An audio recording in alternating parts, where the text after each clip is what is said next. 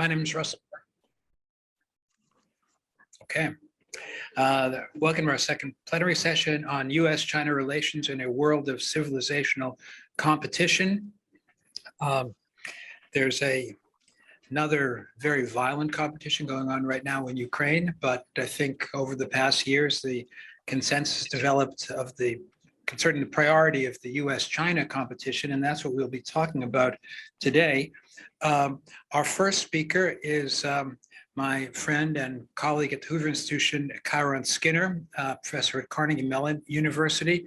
I had the pleasure of working with her in the Office of Policy Planning in the State Department, and she's one of the leading commentators on U.S. foreign policy. She will be speaking on President Reagan's four-part agenda and U.S.-China competition in the 21st century. Kiron, please, the floor is yours. Okay, thank you. First of all, I want to thank Mary and David for putting on this conference. As I look at the agenda and the assembled group of scholars and thought leaders, it's quite remarkable at this time in the middle of the Ukraine war, in the midst of our ongoing competition with China and with Russia, that a group of scholars are prepared to come together, spend a couple of days thinking about the background ideas and theories that ultimately will become public policy. I think Russell will agree with me that we left the State Department more convinced that ideas matter, not less, even though we didn't get as far as we wanted in advocating and promoting those ideas and translating them into public policy. And so the work that we are doing in this conference today, I think ultimately will influence the public policy dialogue, which has been devoid of real thought for quite some time in Washington. And I think that's a bipartisan problem.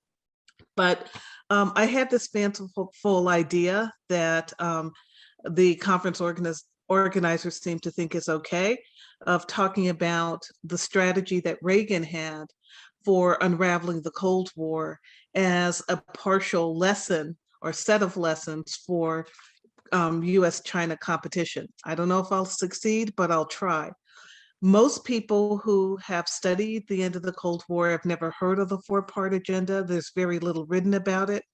But if you look closely at Reagan and George Shultz's own words, especially in the final years of the Cold War, they talked about it by name, but definitely by ideas in almost every speech they gave.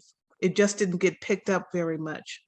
And it's counterintuitive for what people would think about the Reagan era and the end of the Cold War. It focuses very little on bombs and bullets, almost nothing to do with trade and commerce, but other aspects of the US-Soviet competition that the US felt under Reagan, and ultimately George Shultz, that the US and the West had a comparative advantage. So it did, as one part of the four-part agenda, address the competition in terms of nuclear disarmament, not arms control. So one pillar was trying to get a nuclear disarmament treaty, which seemed almost impossible by most of the arms control experts coming out of the 1970s.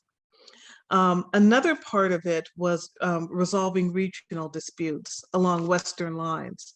Afghanistan, Angola, Nicaragua, a whole host of them around the world. And the idea of resolution was to have the Soviets withdraw and allow peace agreements that the Soviets would sign, and then the countries themselves would figure out their own political process. But for Ronald Reagan, that meant installing some type of more representative government. A third aspect of the four-part agenda included bilateral ties, more people-to-people engagements, more civic, scientific, and cultural exchanges, really fulfilling the Helsinki process of 1975, or the Helsinki Final Act, that Reagan had disagreed with, and at that time saying that it was turning over the keys of Europe to Russia or to the Soviet Union, but ultimately he became the biggest president, US president to champion the Helsinki Final Act. And finally, human rights. His human rights strategy included religious liberty, political liberalization, and economic liberalization. These were the pillars, all equal. Probably the first among equals was the human rights component, which may surprise some people. But if we think about a Soviet strategy in the US at the time that the Soviet Union began to crumble, I think this is at the center of it. It was continued in one way or another by the George H.W. Bush administration, but its heyday was the Reagan years. And it sounds now like a very straightforward, not controversial strategy, but in fact, it was breaking the back of the foreign policy consensus of the 1970s on US-Soviet détente, which said the Soviets are basically an equal power in the world. They shouldn't be treated as a pariah. And we have to accept a new international status quo where a bipolar world will continue to exist ad infinitum. The four-part strategy said no, that the international system could be transformed, and these dimensions that I just mentioned would ultimately transform the international system. The four-part agenda was rooted in an idea that there was indeed an ideological competition battle with the Soviet Union that the West could win. So in a way, it was making the case for a civilizational difference, and that vocabulary was often used. And it was making the case for expanding the zone of democratic states in the world. Very explicit that you need more, not less democracy, kind of a Kantian idea to have peace for the West. So it made no excuses about what it believed, and it was a pretty big idea. And I think in a lot of ways, we could say that it worked. Ronald Reagan gave a speech to the British Parliament in 1982, and he said he wanted two things. He wanted to rid the world of nuclear weapons, and he wanted to rid the world of totalitarianism. I think that is a big ideological battle that he was talking about at the time, and he really, I think, implemented it, but he made it a big ideological fight. And that's where many of his opponents, not just on the left, thought that he had gone too far and he would ultimately be unsuccessful. You know, when he talked about Marxism, Leninism ending up on the ash heap of history and the evil empire, these were part of the big ideological struggles that he wanted to address. Another part of this theory, I think, was domestic. And Reagan talked about this. He said, none of this will work if I can't get the American people on my side. So he took a page from his own book in the late 70s, where he'd given a 3-minute a day, 5-day-a-week radio broadcast that covered much of the country before we had talk radio. He gave a Saturday radio address, and I think they started with Reagan and have continued, but he was religious about the radio commentaries as from the Oval Office, because he felt he had to keep making his case over and over in short statements to the American public. And he felt that he had the American public on his side in 1986, after he got so close to a nuclear disarmament deal, the first in the Cold War, 40-year history, with Mikhail Gorbachev. But Gorbachev wanted him to sacrifice his defense initiative, known as Star Wars by critics, but the official name of Strategic Defense Initiative. And he said, no, I can't do it. And he later said, while still president, that the American public backed me on that because I came so close, but I failed because I wouldn't give up what the Soviets thought was a bargaining chip. So he had this theory that was pretty high altitude, very clearly stated. He felt he had the backing of the American public. I think you can't talk about the end of the Cold War without it. And I'll give some examples that I think help us understand what he was trying to do. On the arms control side, by December 1987, a year after Reykjavik, he sealed the deal on the first nuclear disarmament agreement of the Cold War, the INF Treaty, Intermediate Nuclear Forces Treaty, immediately started to work on this, what became known as START, a deep reduction in strategic arms. That part of the agenda was moving.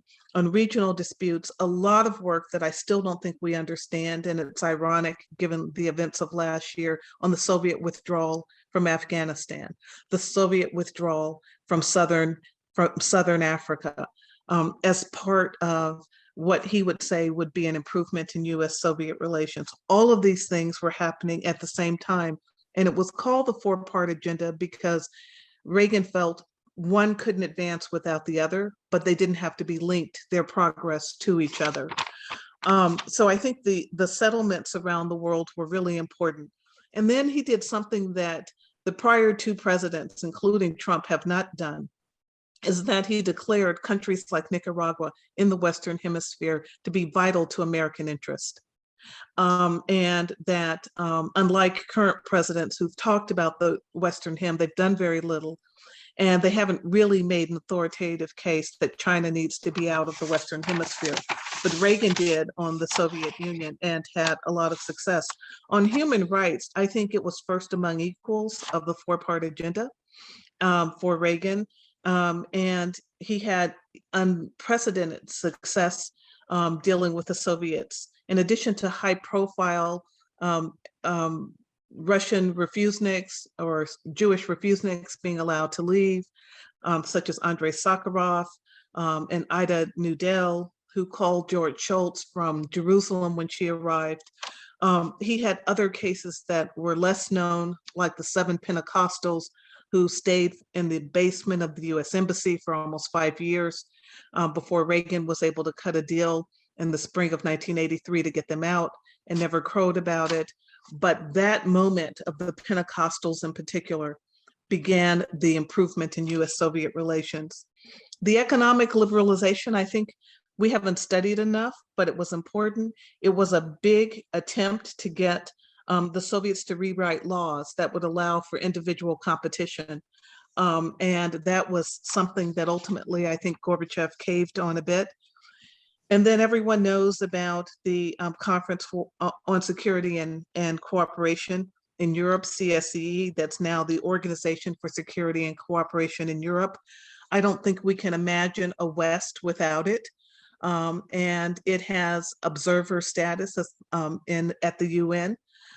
That's something that the US worked very hard at to encircle the Soviet Union with a zone of states that were committed to economic and political freedom. And that organization is critical in the Ukraine war today.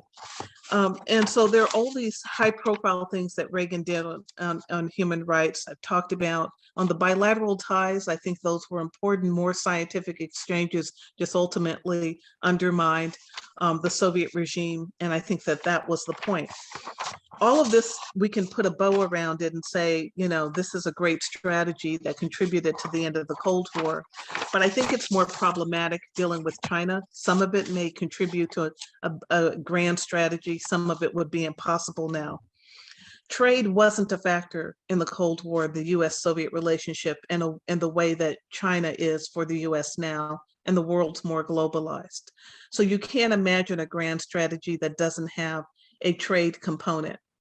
And I think the only component that the Trump administration succeeded on was on trade. It got almost nothing else. And I think that, and it came out of the White House, by the way. And I think that was partly by design, and I can speak to that. On the process of OSCE and the Helsinki Final Act and the Basket 3 on the human rights side, I've advocated for something like that for China, and I think that's pretty naive on reflection, because I don't see where a group, an intergovernmental grouping of that enormity and status will come together to counter China, because no one's been able to successfully make the case. that China is indeed the world's biggest pariah. And I think part of what allowed Reagan to do what he did is that he succeeded on the rhetorical side about the Soviet Union, that it made it a lot more possible for these institutional arrangements and semi-alliances to take place. I just don't see where we can ever replicate OSCE for China, though that would be an enormous, I think, move toward defeating China in the global competition for ideas, peoples, nations, and so on. And so some of the things that Reagan did, I don't think are possible. On the human rights front, I think there's just the Trump administration just really blew it out of the State Department because it didn't understand the subtlety of what Reagan was doing. And it really has to start with the president.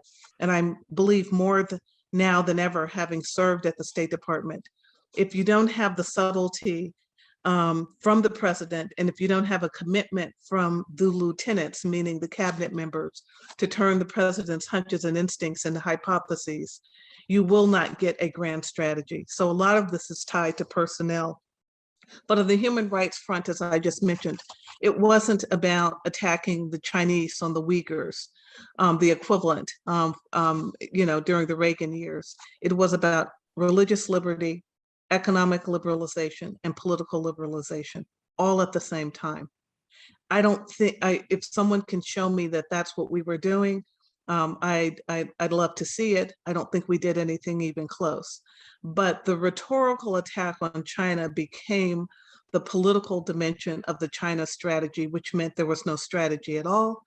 And if you aren't rewriting the strategies in the regional bureaus at state, you aren't achieving any lasting impact. And I doubt that the regional strategies for East Asia and the Pacific, EAP, the Near East, Europe and Eurasia, these big bureaus at state ever occurred. In fact, I know they did not. So I think there's some lessons from the Reagan period, but they're really hard ones. Reagan and Schultz had no daylight on the four-part agenda. They used the same vocabulary, they believed it. And I think they were winning the rhetorical war in the world in isolating the Soviet Union. And they used human rights to great fanfare when they needed to, and they kept it quiet, like in the case of the Pentecostals, which wasn't revealed for years later. But this is an example of when the last time that we had a grand strategy, the last time that it appeared to work, and maybe there's some lessons for China from this. But I think China's a harder problem. I don't think, on reflection, that the battle with the Soviet Union was as ideological as Reagan and others wanted to make it. In fact, it turned out to not be a civilizational fight at all. I think the real civilizational fight is right now. But even to say that, coming from the West, puts you potentially in the category of looking racist, because of we're in a battle with the Chinese. But the reality is that the Chinese are an economic, political, military, and cultural competitor for the West. That's not a racist statement. That's a statement of how deep and enduring their civilization actually is. And it's a compliment to their strength. I'm back to Russell right now. Thank you. Thank you, Kiron. It was great to hear you. Kiron worked extensively on Reagan's writings, and your presentation reminds me of how prominent human rights were in that era. Actually, looking back over multiple administrations, there's probably no time since Reagan that human rights have been as prominent, which is remarkable. Now I'm happy, it's an honor to be able to introduce Gordon Chang, who is here with us live, not on Zoom. Gordon is maybe the most prominent commentator on China. I read him assiduously. I follow him on Twitter. He's the author of The Coming Collapse of China, Inshallah, and the great US-China tech war. He's here today to present to us on China Shakes the World, a revolutionary remaking of the international order. Gordon, please. Thank you, Russell, and thank you, Mary and David. The topic is China, but I want to put that country, or maybe I should say that civilization, to put that country or civilization into context of today's developments. Today, the world is changing faster than our ability to understand that. And that means that some of the assumptions that we make about the world could be obsolete. And if they're obsolete, it means that we probably do not comprehend the danger. It certainly feels like we have transitioned from an historic period, going from a period of calm to one of general turbulence. History's next conflict could actually spread from the war in Ukraine, both east and west, across the Eurasian landmass, maybe even to North Africa. I mention this because chaos in Eastern Europe, China will probably take advantage of it to cause chaos in its neighborhood. And this chaos could be of unimaginable devastation. On February 27th, Vladimir Putin put his nuclear forces on high alert. This was a few days after that he actually talked about using his strategic weapons, his intercontinental ballistic missiles. On February 28th, President Biden talked to the American people and said, we shouldn't worry about nuclear war. I actually think that we should.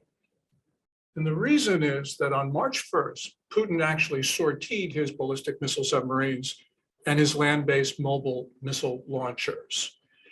Now, Russia has a doctrine of escalate to de-escalate, or perhaps we should say escalate to win. And this is threatening or using nuclear weapons faster, early in a conventional conflict. China also has that same doctrine, even though it's unofficial. We know this because in July of last year, China actually threatened to incinerate Japan because of Japan's support for Taiwan. Also, they threatened to incinerate Australia over its joining the AUKUS Treaty. That's the treaty among the United States, Australia, and the UK over nuclear submarines and others. So for us, we have a situation where the Chinese threaten not only our friends and partners, but also threaten us. All this century, Chinese generals and admirals periodically have made unprovoked threats to incinerate American cities. And this puts us into a position where we have to look at China's no first use doctrine, because this is going to define our relationships. But before we talk about China, I'd just like to answer one of Russell's questions this morning when he said that there was a lack of enthusiasm on the part of Western leaders to see Ukraine prevail. And I think part of it is because they have in fact been intimidated by Putin's nuclear threats. Of course, this does have consequences, not only in Eastern Europe, because we know that he will go after the 3 Baltic states, Poland, God knows where else, and the Chinese will use those threats against, of course, Taiwan, but also, as we mentioned, Japan, and very well, maybe even India. So let's talk about China. Putin is annexing or trying to annex territory because he wants to recombine the Soviet Union or maybe the greater Russian Empire. But Xi Jinping wants to annex the world and also the near parts of the solar system. And yes, I know that you think that that's ludicrous, but no, I'm not exaggerating. And we'll start with planet Earth. On July 1st of last year, Putin gave a speech to commemorate the founding of China's ruling organization, and he infamously said that he was going to crack skulls and spill blood of those who stood in China's way. But he said something more significant and chilling, and it was this, quote, "The Communist Party of China and the Chinese people, with their bravery and tenacity, solemnly proclaim to the world that the Chinese people are not only good at taking down the old world, but also good in building a new one."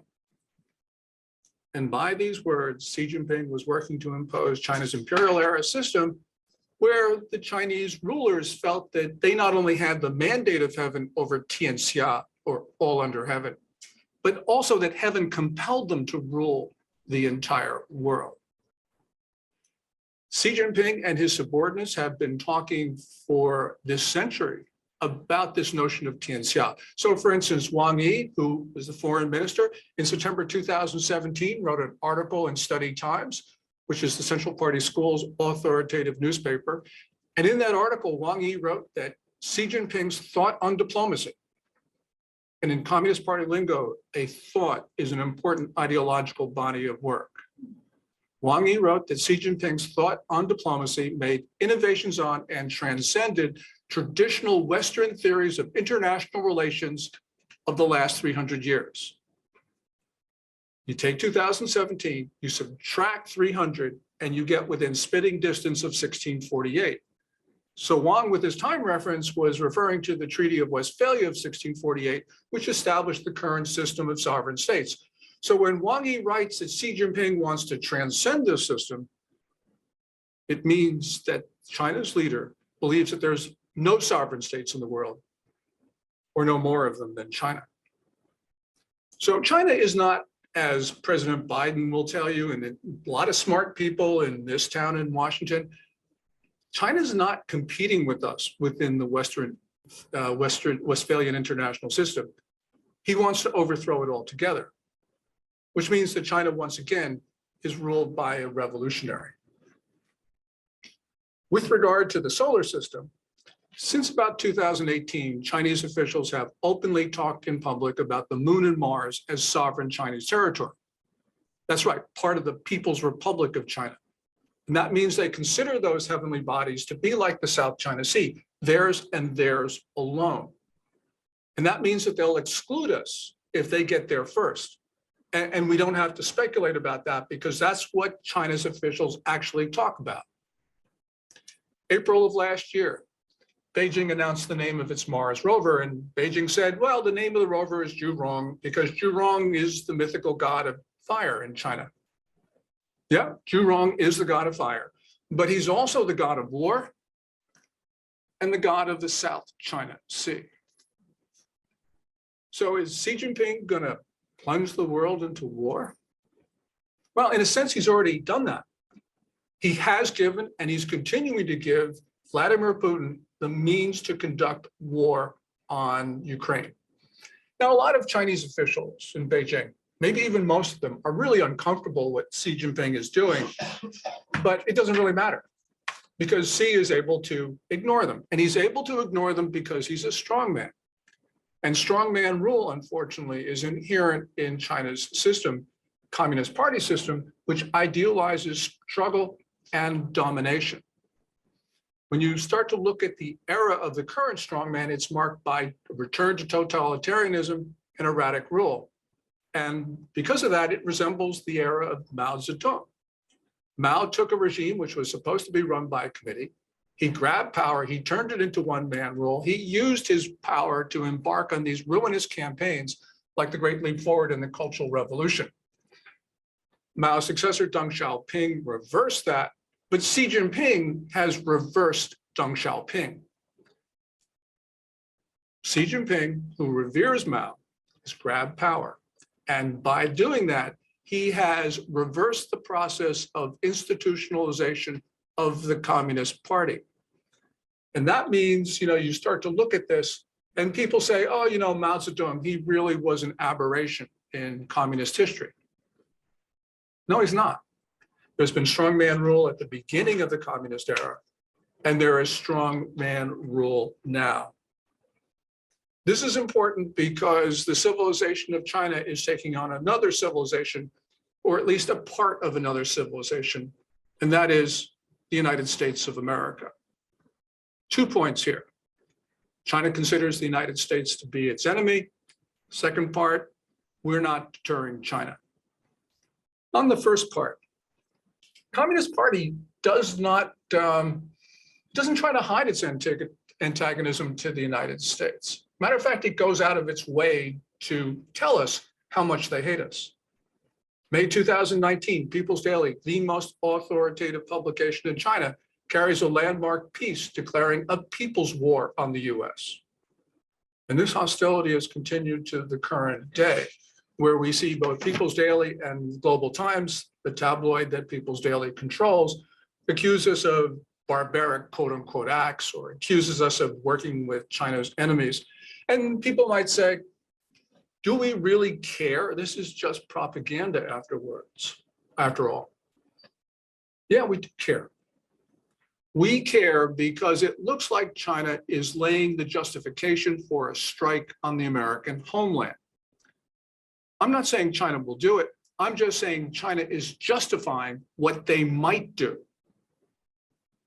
Second thing. Oh, I should mention James Lilly, our great ambassador at the end of the 1980s and the early 1990s, actually was very clear about this. He said, China always telegraphs its punches. Well, we have been telegraphed. On deterrence, it's pretty clear, especially after the fall of Kabul. We've seen all of these propaganda releases from People's Daily and the Global Times about how we are not deterring China, how we have become incapable. Global Times says we can't win a war anymore. And the Global Times has actually talked about the failure of the United States to stand up to a mighty China. How could we stand up to a mighty China, Global Times asked in August, when we couldn't deal with the ragtag insurgents of the Taliban? Global Times, to bring this into relevance, actually talked about in August about what would happen when China invaded Taiwan. They didn't say if, they said when. Global Times talked about when China invades Taiwan, the island would fall within hours and the United States would not come to help.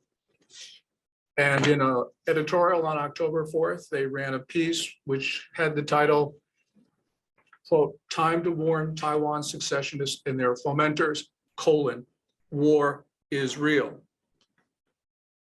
China's political system has become militarized. It's become militarized because when Xi Jinping became general secretary of the Communist Party in the end of 2012, in other words, he became China's ruler, he didn't have a political base. He became China's ruler because he was the least unacceptable choice. He was acceptable to all factions, but nobody's first choice. That may have been a great way to become paramount ruler in China, but it was not a great way to govern in an increasingly factionalized Communist Party. So what Xi Jinping did was to create a faction of his own. And the faction that he looked to were certain flag officers in the People's Liberation Army. So China's system has become militarized. We see that China's military officers, they're putting their stamp on diplomacy. They're grabbing a greater proportion of the country's resources. As we saw at the National People's Congress meeting last month, the Chinese military budget was announced to increase by 7.1%. And the growth target for gross domestic product, which most people think is unattainable, was only 5.5%. We know that these numbers probably don't reflect reality, but they do reflect the relative position. The PLA is getting more and more money. What we're seeing is something like 1930s Japan, when the Japanese military, like the Chinese military today, was emboldened by success and became ultranationalist. Then, like now, civilians controlled Asia's biggest army only loosely. And then Japanese media publicized this notion that, that Japan was being surrounded by enemies. And that's exactly what the Communist Party today says about China. So Beijing's foreign policy has always been tightly controlled and bound to domestic political intrigue. That's probably more true today than it's been before. We know that Xi Jinping has a low threshold of risk because, first of all, he inherited this consensual political system that Deng Xiaoping left him through Jiang Zemin and Hu Jintao. But as Xi Jinping grabbed power, he also grabbed accountability, which means he has nobody else to blame. In 2017, when things go China's way, this is perfect being Xi Jinping. Life is absolutely grand because you're getting all the credit. Come 2022, when things are not going China's way, it ain't so good being China's paramount leader. Also, Xi Jinping, he ended up increasing the cost of losing political struggles by jailing his opponents and other tactics. So Xi knows that he's at risk. And he's also at risk because China itself is beset by problems. We talk about a weak Soviet Union. Well, China right now has a debt crisis for which it has no answer to, a stagnating economy, worsening food shortages, a deteriorating environment, and accelerated COVID-19 outbreaks.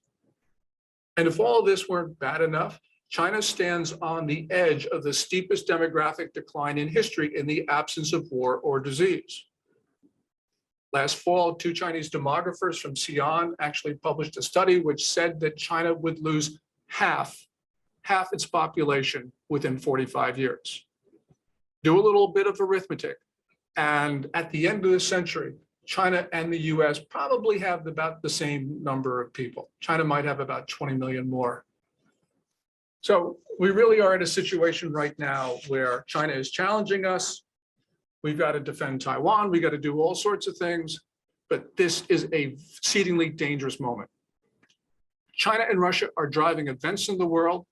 We are seeing our State Department for ages has tried to create stability, to manage stability, but they're trying to do that in a world where the #1 feature of things is change. And right now, we Americans, people in the West, we have to manage not just change, but we have to manage turbulent change. Thank you.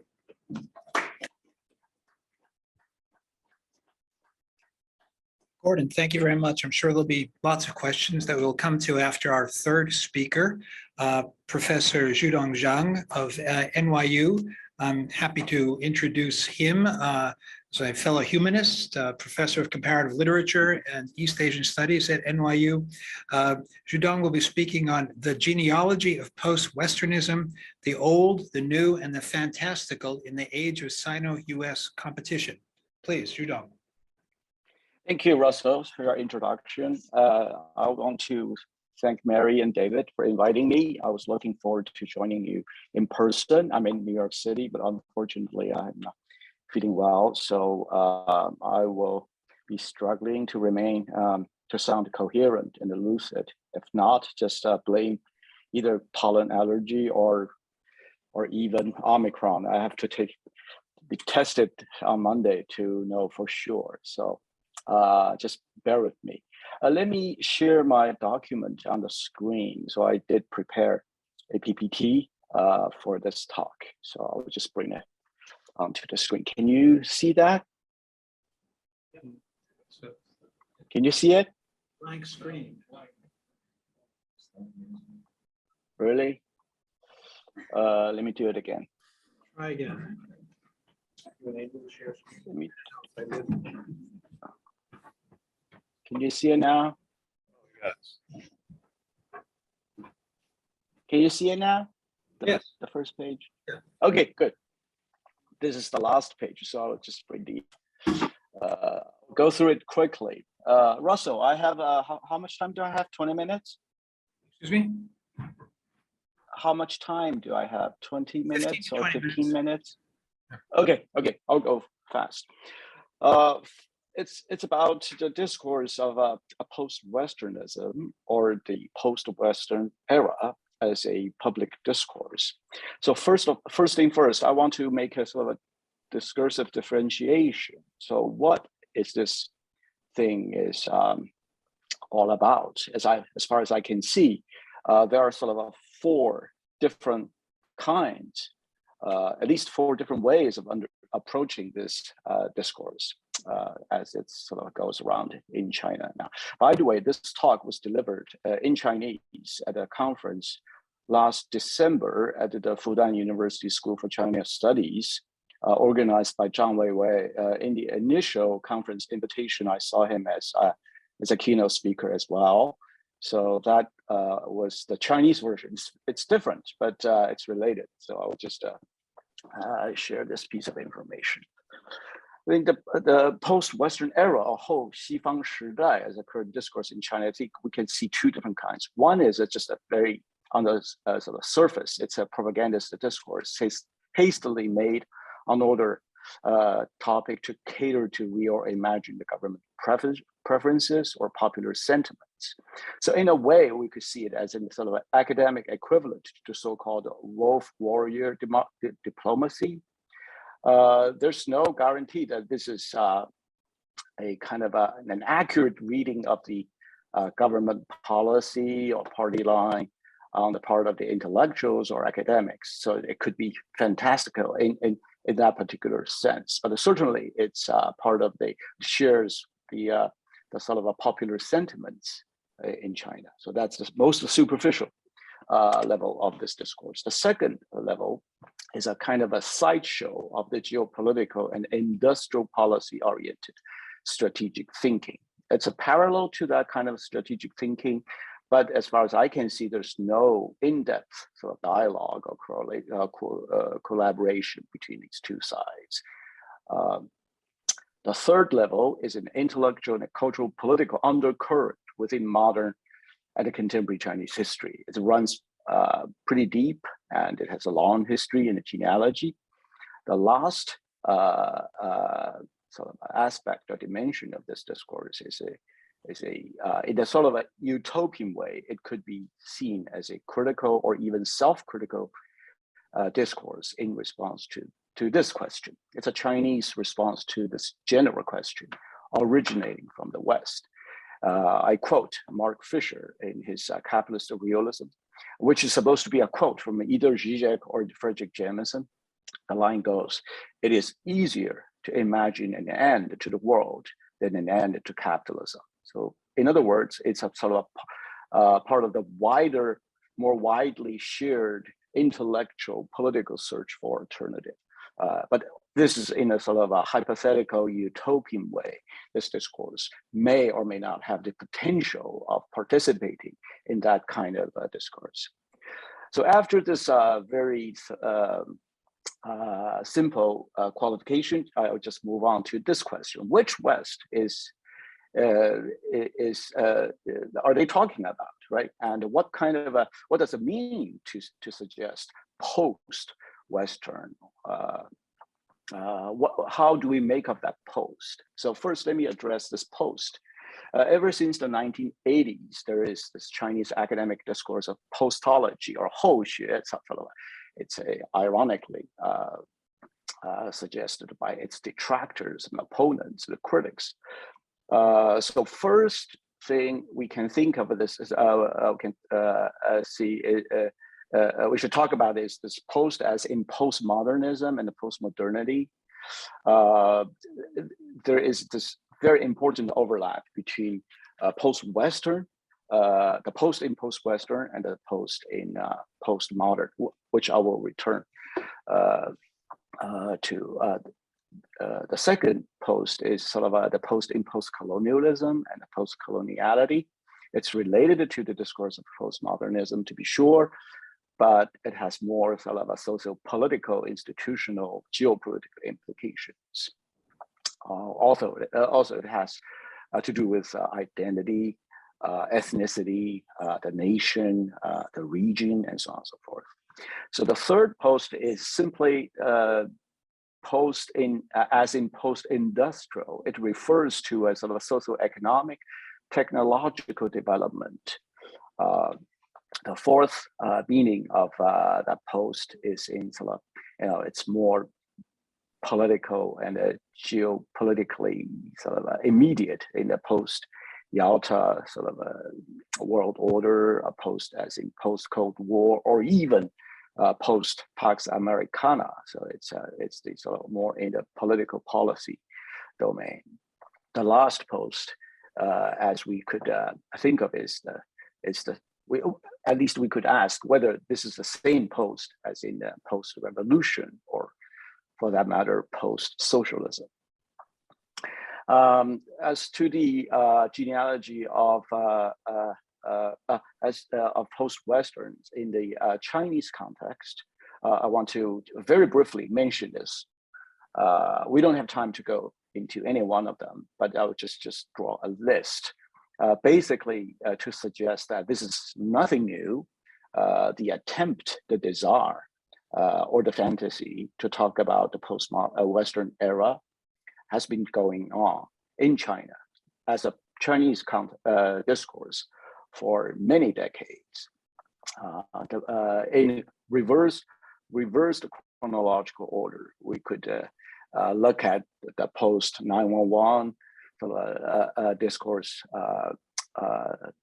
from the end of history to clash of civilizations, external challenges, and the regrouping, the re-intensification of Western identities. That's one way to look to understand sort of this current Chinese context discourse of post-Western. But actually, compared to that post-911 discourse, post-Western era, the current one is rather limited and superficial.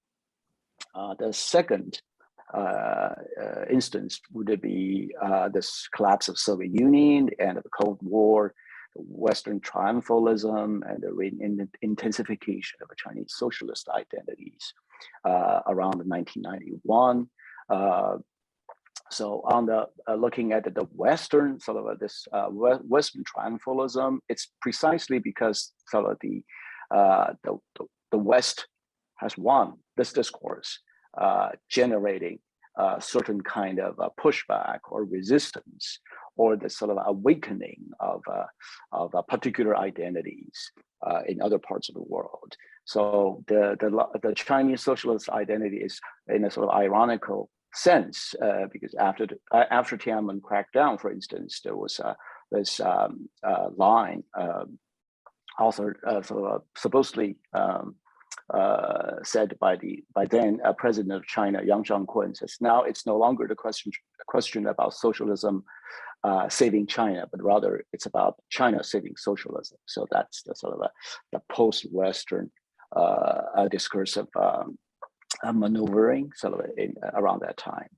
Then in a sort of more global context, from the period of mid-50s to the mid-70s, namely from the Bandung Conference to the end of the Vietnam War, the upheavals in the sort of, worldwide movements in decolonization and national independence, that was the one of the last sort of momentous waves, not only in theory, but also in practice, in collective struggles, defined in a loosely in post-Western sense, again, as sort of filtered through current Chinese discourse. Before that, it's the two independence, sort of national independence events of with world historical implications, the 1945 independence of India and the founding of the PRC in 1949. The PRC founding really could be said to have been concluded in 53 with the end of the Korean War, and so on and so forth. So I'm just the 42, the Pacific War, the Japanese discourse of world historical nations, the overcoming of the modern.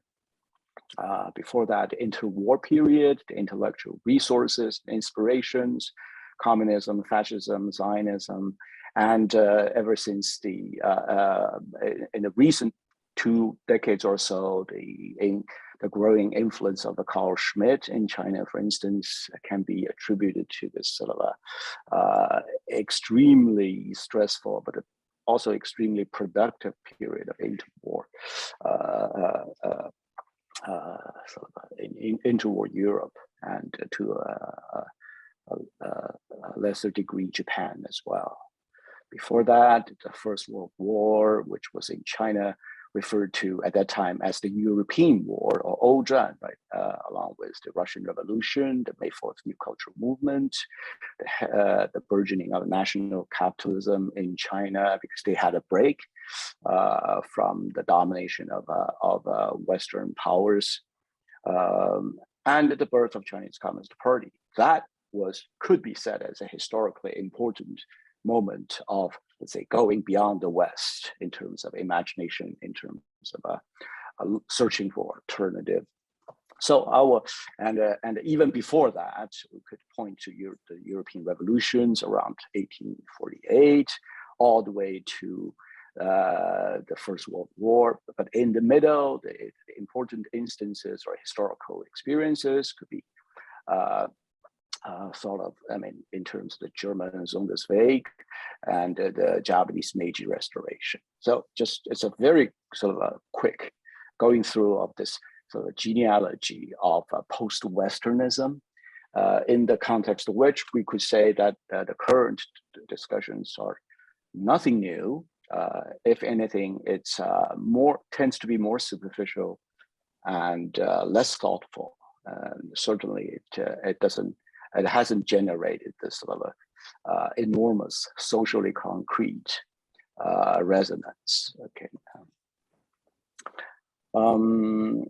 I guess then the second question you want to ask is, what do you mean by the West or Western? So I will basically skip this part because for mostly the Chinese understanding of the West overlaps with the West's self-understanding in terms of its defining historical experiences, events, intellectual discourses. So from the Greek, Roman, from antiquity to Middle Ages, all the way to the modern era. In a nutshell, I think Samuel Huntington, when he in Clash of Civilizations, when he makes the observation rather, that Russia is not, the Russian civilization is not really part of the Western civilization.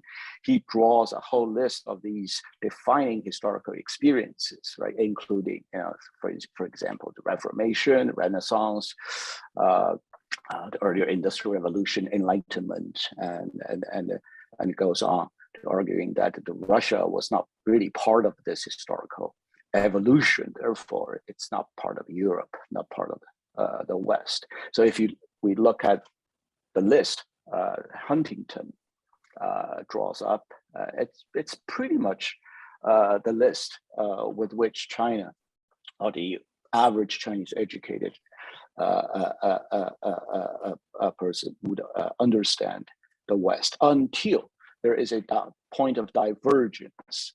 And I will just list a few of these. These are really familiar to us. This is divergence, the point of divergence, the emergence of civil society, its attendant sort of rights such as freedom of assembly, the freedom of speech, world trade, colonial world system and its accompanying cultural ideological domination, gunboat diplomacy, sphere of influence, or open door policy. That's this American response to sphere of influence in Asia, in China, and extraterritoriality, all of which were historically associated with imperialism. The Cold War, sanctions, the embargoes, containment, and lastly, democracy, both parliamentary and electoral, human rights, peaceful evolution, a color revolution, and so forth. So these are the points which raise alarm or resistance, pushbacks, intellectual discursive nature, or in terms of state policy. So these are the sort of, even though these are acknowledged as defining features of the West, but these are also sort of constitute points of flashpoints, confrontation, antagonism, suspicion, and so on and so forth. We'll skip this part. However, when you talk about the postmodern era, it's also useful to remember, even as early as Samuel Huntington, I mean, he listed these areas and fields and domains where the West still retains supremacy or preeminence, dominance.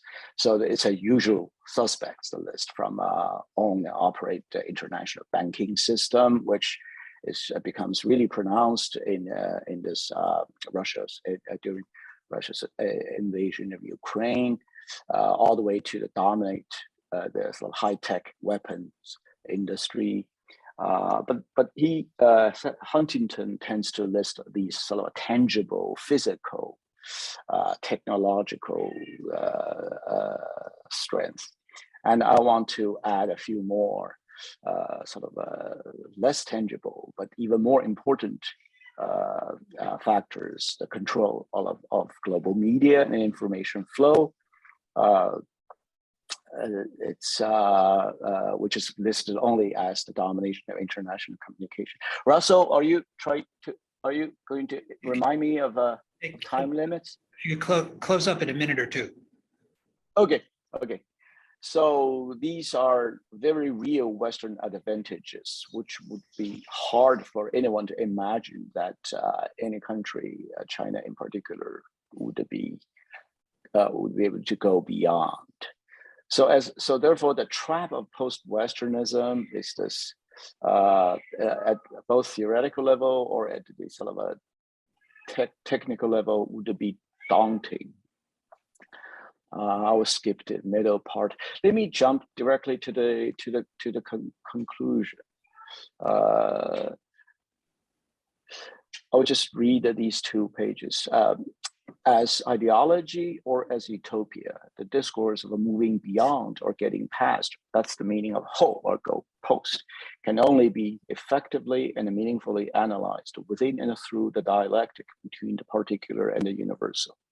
The ultimate measurement, the frame of reference, do not come from a presumed newcomer as rulemaker or as law enforcer of a new world order, superseding the US or Western domination by blunt material and ideological force, but rather from a set of higher, broader, and more inclusive and internally pluralistic and productive values rooted in and produced by concrete forms of life over a long period of time. So therefore, at best, the current Chinese discourse on post-Westernism would mean a search for alternative to and the ways of appropriating the existing modes and experience in material and cultural production and in social organizations, the political institutions. The outward stance and the internal substance of this challenge, quote unquote, is not necessarily toward the other as they are meant for the self in the sort of idealistic sense. It will be best formulated as a question on if China as a name for ongoing collective practice can and will be able to outproduce the liberal capitalist democracies in economic, technological, and intellectual artistic domains. If it, while seeking to outproduce the West in quantitative terms, is also creating a more productive and a more humanly meaningful form of social political system in qualitative, that is, in human terms. So I will stop here, Russell. Okay, Xudong, thank you very much. And thanks to all 3 speakers. We have a half an hour for questions and answers. Who do I see? Please, Alex. Is there a mic? I'm sure there is.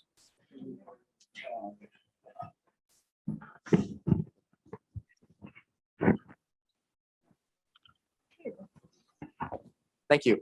This is a question. Could you introduce yourself? Yeah, hi. My name is Alex. I'm a junior at Yale, currently studying humanities. I work for the Hudson Institute, looking at some of these issues, and I have a question for Dr. Skinner mostly, and that's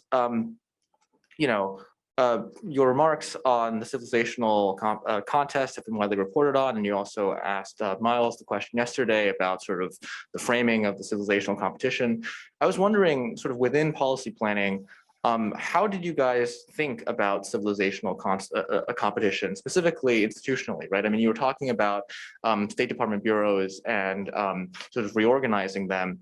If we're thinking in terms of civilizational competition, at this like theoretical level, it's not super obvious to me what concretely that means when it comes to policy. And I'm curious if you could sort of clarify that.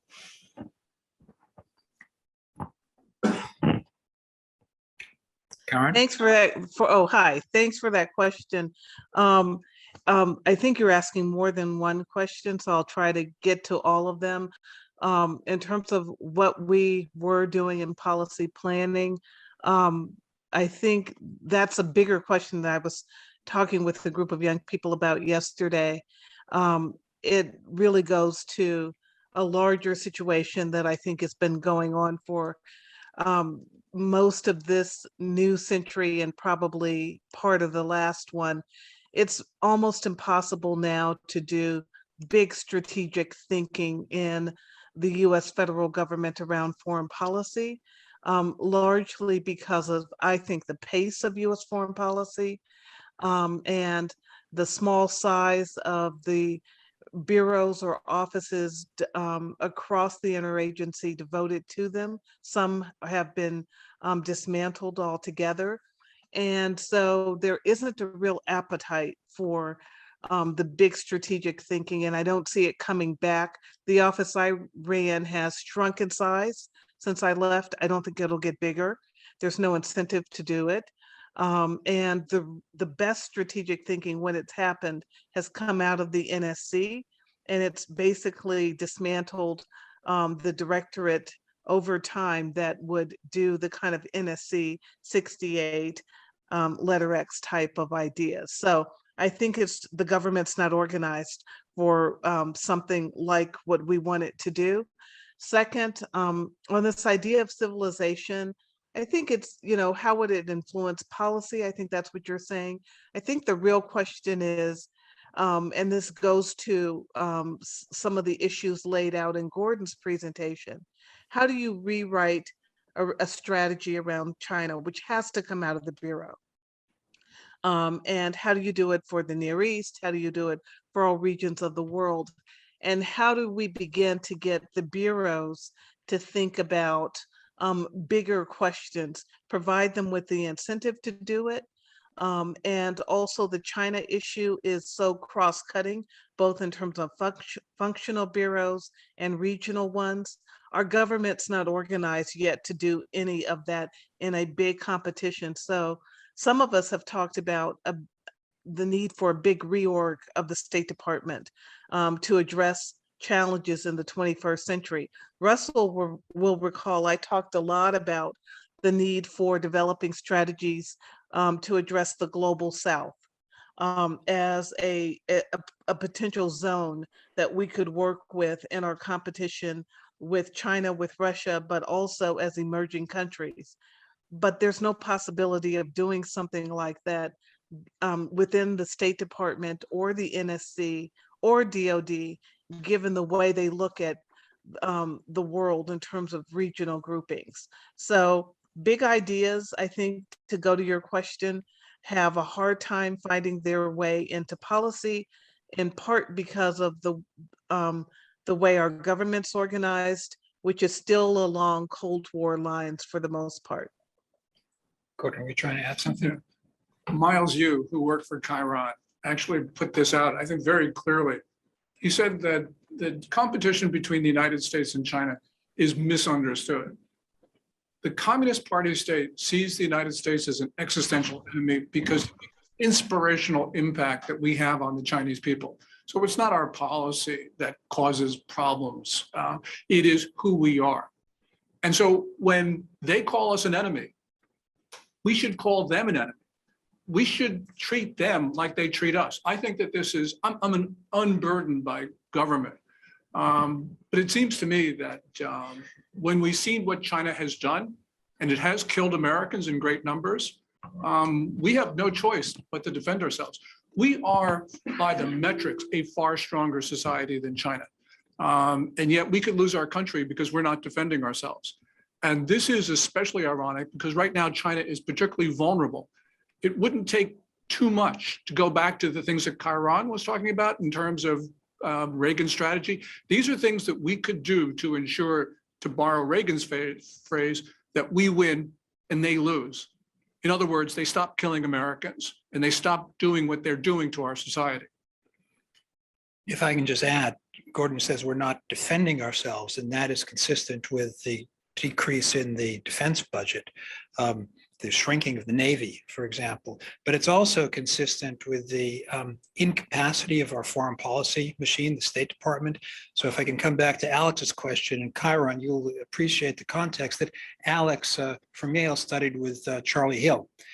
Charlie Hill was a legend in thinking about civilization and culture as a component of the world of multiple nations in which foreign policy operates.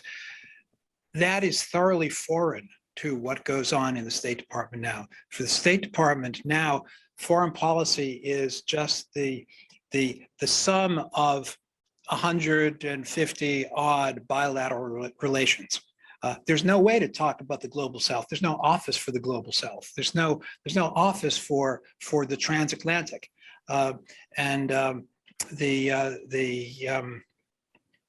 This weakening of the State Department internally is compounded by the amount of foreign policy that is really owned by the Pentagon and the amount that's really been occupied by Congress through various acts of legislation. So it really restricts the ability of the government to act as a sovereign state in the world. Anyhow, David Pan. Thanks, Gordon. Thank you. This is a question for Gordon and perhaps also to Xudong. Thanks for your presentations. What I'd like to think about is maybe if Gordon, you could talk a little bit about the ideological or basis, I guess the ideological basis for the rivalry between China and the U.S. Because I mean, I think what you've painted is a picture of how China is seeing the U.S. as an enemy, but if it has these grand ambitions of taking over the Earth and the solar system, it has to be based on some vision of a kind of ideological basis for that takeover, I think. Unless I guess the alternative is that they have this ambition, but they don't have much to back it up in a sense. And I guess one thing that you said that was interesting to me is that that there's this threat of nuclear war, and it could be really an outgrowth of precisely the weakness of vision, coupled with that ambition, that leads them to these sort of kind of extreme measures where they're not able to actually carry out that vision in a kind of more measured way, I suppose. And I guess I'm wondering what you thought about, or maybe what Xudong thinks about the way in which this notion of a post-Western vision or ideology is somehow fitting into that kind of ambition for China. Thanks. Thanks, David. I think there are really two bases for China's ideological view. One of them, of course, is Telos-Paul, which I talked about. The other, of course, is just communism. You know, many people say that the Communist Party is no longer communist, but you know, you go back to what Mao first said and what Mao actually chiseled into the Temple of Great Harmony. He talked about a worldwide communist revolution. So you put those two things together, both of those ideologies, which of course are inconsistent, nonetheless lead Beijing to the same conclusion, that it must rule the world. When you talk about nuclear weapons, I think a lot of Chinese thinking on the use of nuclear weapons, as well as the use of other weapons of mass destruction, really go back to Mao. Where he had these notions where, because China was much more populous than, for instance, the United States, that China could suffer 300 casualties, as he talked about in, I guess it was 1955 or so. I might have the year wrong on that.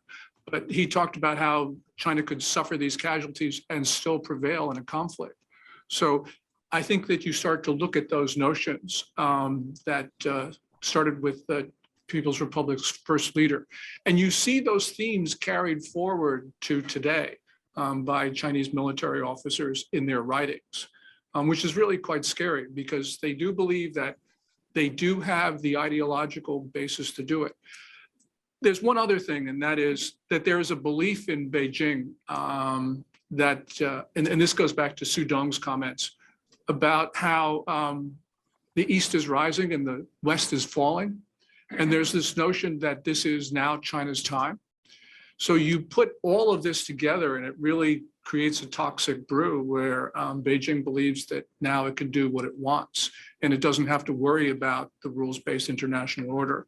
Or in other words, that we Westerners, we Americans can talk about rules, but China knows that we won't enforce them. And because Beijing believes that, it feels that it can engage in conduct which we find abhorrent, but which they believe we will accept anyway.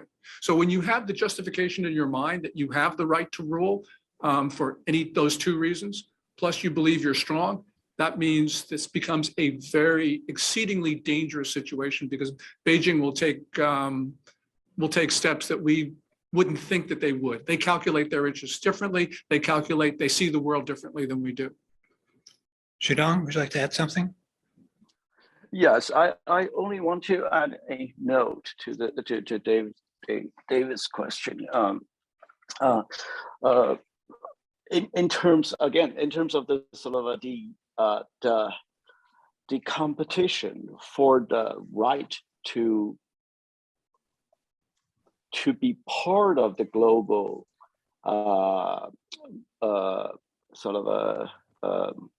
the global, how should I say, competition or whatever, rivalry in defining the universal. So you speak of Tianxia, right? That all under heaven, but the Chinese Tianxia is basically a particular universal. It's a paradox. You cannot be universal if you are particular. You cannot be particular if you are universal. But somehow this Chinese vision of, you could call it ideology, of the universal, I think stems from this historically defined experience of the universal being in actuality. It's just a particular discourse. In that sense, America is just a particular country, a particular form of production, a social form. The fact that it could get overextended is a sort of a matter of historical contingency or opportunity or advantage. But all these things are historically and conceptually very fluid. So China now, given its achievements in material production, might be able to move up to creating a different kind of social form, a different kind of a cultural, a symbolic value system. All these are just in speculative terms, but this is the moment, the turning point for Chinese intellectuals, college students in the urban middle class to imagine a kind of a membership in this business of participating in defining the universal. I think if that would cause alarm, then that only would cause, it will sort of return to China. This international suspicion, particularly this American suspicion, would return to China as in the form of grievance or resentment that could easily be imagined. So I guess I realize I'm talking at a level of abstraction, but really this viewing the universal as particular in nature, I think has a lot to do with the sort of perceptions and misperceptions of how China thinks, so to speak. I mean, we all know that there's no such thing as China as a monolithic entity. We're talking about, radically different things, radically heterogeneous.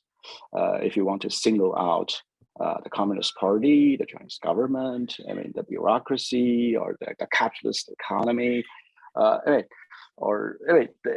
each demands a different kind of intellectual critical approach, throwing everything together and try to formulate a kind of a one China policy or one China theory.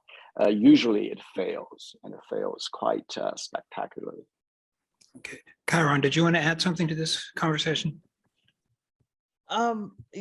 Yes. Okay. So I just wanted to go back to the first question and then connect it to something Gordon just said in the second question. And this issue of China as seeing itself in an ideological win period in history, and we're not really hitting back, so to speak, in what it says and what it does. I think it's actually hard to even do it with any credibility, both domestically and internationally, until we make a case about China and until we develop something like a larger strategy. I do think that, and it's because of the unique history that we have with Chinese. For example, in the 1930s, China was something of the enemy, and you had African-American elites like W.E.B. Du Bois and others defending Japan after the invasion of Manchuria, seeing that on the belief that Japan was going to be the liberator of the colored peoples around the world. And this included Paul Robeson and many other thought leaders who were defending Japan at the time. I think there's a much more complicated history with China and various American demographics than we had with the old Soviet system and the Russians that will influence our ability to quote unquote hit back at China for what it says and does. And that's why I think we need a strategy more so in this particular case. And because it is truly an ideological struggle, the way that the Cold War wasn't. I mean, we can look back and it was a struggle, but it was still somewhat of a struggle within the Western family. Okay, thank you. Adrian? Yeah, I have a question to the panel, and it seems to me that the discourse on civilizational state in China presupposes that there is this synonymous overlap of the state and the civilization, and that is a discourse that we find elsewhere. But when we compare it to the West, surely it's very different, because no country in the West can legitimately claim to represent or embody the entire Western civilization. So even if America has preeminent status for all sorts of geopolitical, geoeconomic, and geocultural reasons, it still is not the whole of the West. So when we talk about sort of US-Chinese bipolarity, is that really a civilizational struggle? Is that a struggle that is primarily ideological with economic and political dimensions? And if it was a civilization struggle, wouldn't it have to involve not just America, but also the rest of the West? And then what sort of struggle would that be if the West isn't something that is synonymous with any one state? In fact, if Western civilization isn't really synonymous with statehood, in a way that perhaps Chinese civilization is much more focused on the state, even if I appreciate Xudong's point about the complexity of the Chinese state, that is not a monolith in itself. But I just wonder about that difference. Are we really talking about a civilizational struggle when it comes to America and China, or is that not really a struggle that would have to involve the rest of the West? And if so, what would that struggle really look like? Because it seems to me that a lot of this is about global hegemony and preeminence in economic and military terms. I don't quite see how civilization shapes that. If it's a civilization struggle, I think we're talking about something different. So I just wonder what the panel thinks of that. Okay, but before we get to that answer, let me collect a couple of other questions. So hold on to this. Is it civilizational or is it bilateral? Yeah, please. Yeah, so my question is very related to Adrian.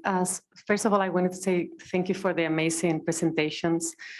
And so I just wanted to give this a few big ideas about we are in times of turbulent change. China is our rival.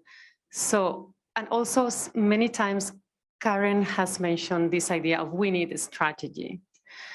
And I don't want to think about the strategy for America. I'm thinking about what has to be the strategy for the West. Because first of all, my spirit is always multilateralism, cooperation, but I think that the panel is going to say, this is not going to work, either with China, either with Russia. So last week we've seen in the NATO summit, the European Union summit, how the European Union and the US are very strong now together.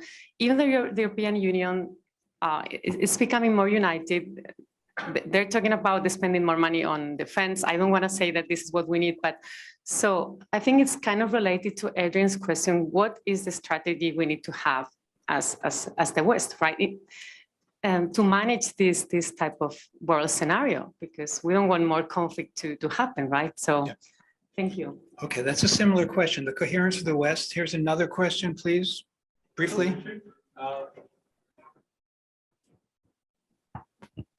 I'd like to hear the panel's comments about the Tang dynasty. Okay, that's Let me brief. let me add a little bit to that. A little bit. We're running out of time. I understand. As it turns out, this was just Gordon briefly touched on this. It is our time. 720 years cycle, 60 years times 12. Ming Dynasty, Tang Dynasty, Han Dynasty. The pattern, based on my experience of senior Chinese leaders today, is to try to replicate the Tang Dynasty. I wonder if people are thinking about that. Okay, thank you. And Dory, could you help me with the questions online, please? Yeah. Is Ken Johnson asking a question? Yes, there's a hand up, Kenneth Johnson. Yes, can you hear me? Perfectly. Real quick, is there any evidence of a racial nationalism in regard to Chinese communism? You might remember the last time we had a major conflict with an Asian power was with Imperial Japan, and they did have a racialist ideology. And so I'm curious if there's any evidence of that alongside the regular communist doctrine in communist China. Okay, and lastly, Dory, does George Schwab have a hand up?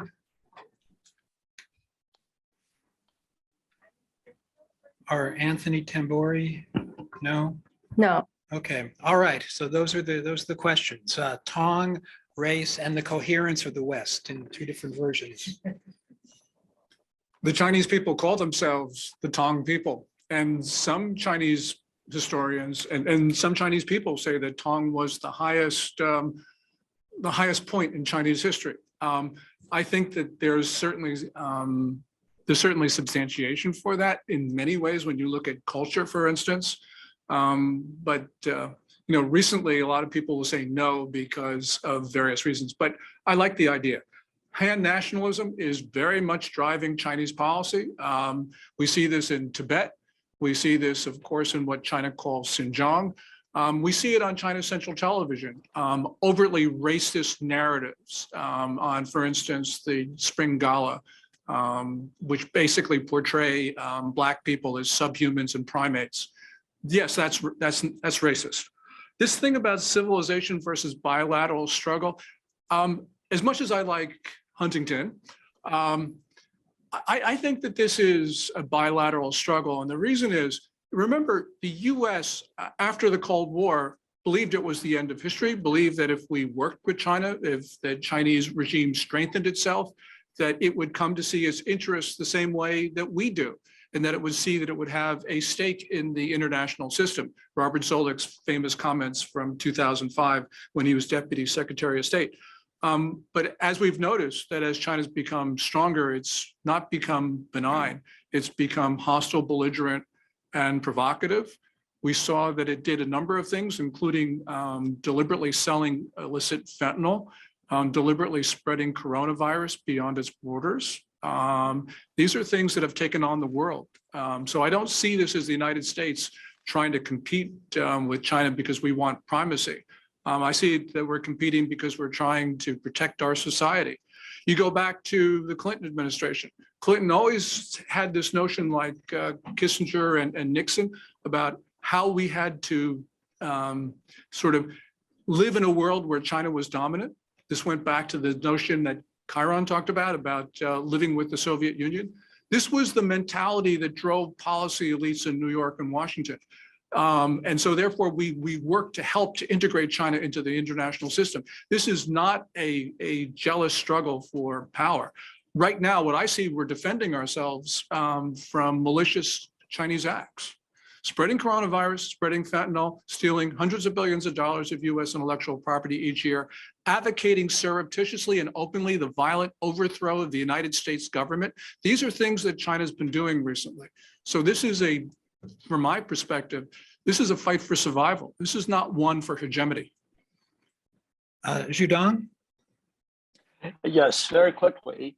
I want to address the question about civilizational state. I think it's a misnomer. That the misnaming comes in the form of using this cultural, ethnocentric sort of a dynastic model to name a structural conflict, which is within the global capitalist system. It's, I think, I mean, in terms of methodology, I think we should really look at what, even the orthodox Marxists are still referred to as the infrastructure, namely the economic sort of the forces of production, so to speak, production, productivity, technology, and by extension, the social organization of labor, then moving on to some form of relations of production, namely wealth distribution, ownership, and so on and so forth. China is competing at this level. And that, for me, is the civilizational implication. Now, we're no longer talking about some kind of a Western civilization versus Eastern civilization, or the Han ethnic sort of a centered notion of empire versus some kind of a Roman Empire or American Empire. No, these are relatively obsolete categories as far as I can see. Precisely because they are static, sort of a rigid metaphysical constructs. Whereas we are looking at this contemporary history, which is fundamentally determined by productivity, by the system. The system not only about production, but also about production of values and the vitality, creativity, the ability to innovate, to reinvent yourself. So to that extent, I agree that the West, or in America, probably in particular, still holds this, a huge advantage over China. But China is competing for right now only at, I think, only semi-successfully at the level of material production, but falling short in other domains. So to that extent, I would conclude that this sort of a post-Westernism or era is too hasty and a fantastical, a notion mainly produced for some kind of immediate ideological or propagandist purpose, and to very little effect, precisely because of that. Thank you. Kiron, you have the last word. I reluctantly have to agree with what Gordon said, that this is a bilateral competition, or however you want to put it. I'd like to think it was us, the West, against China, but it's really about US and China. And I think it's much, much harder than the competition with the Soviet Union for some of the reasons that I've already stated. Our own political and cultural history with China will make it difficult for us to make the case that we're trying to, that my co-panelists are trying to make now. I think that plays to China's advantage. And I think it plays to China's advantage in the rest of the world as well. And if we aren't able to persuade a handful of key countries in the global South, and those that should be in our camp within the transatlantic relationship that we have, to really see the China competition the way that we do, I don't think there's a way to prevail. Okay, thank you. Join me in thanking the panelists, please.